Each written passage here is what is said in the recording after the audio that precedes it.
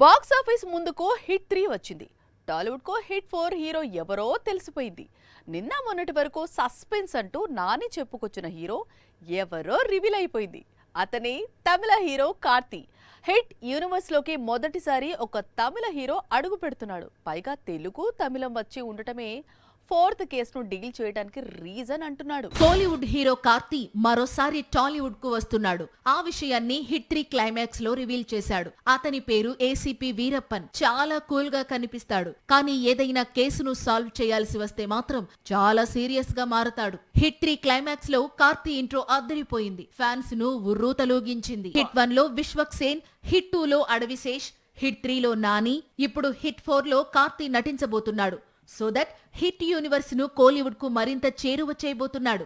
Hit 4 ఎప్పుడొస్తుంది అనేది తెలియదు, కానీ రిలీజ్ అయిన రోజు మాత్రం కార్తీ చూపించే వైలెన్స్ కు టాలీవుడ్ కోలీవుడ్ బాక్స్ ఆఫీస్ షేక్ కావడం ఖాయం. తమిళ హీరోలు తెలుగు చిత్రాల్లో నటించడం ఇప్పుడు లేటెస్ట్ ట్రెండ్. ఆల్రెడీ కార్తీ అన్న సూర్య, లక్కీ భాస్కర్ డైరెక్టర్ వెంకీ అట్లూరితో మూవీ చేస్తున్నాడు.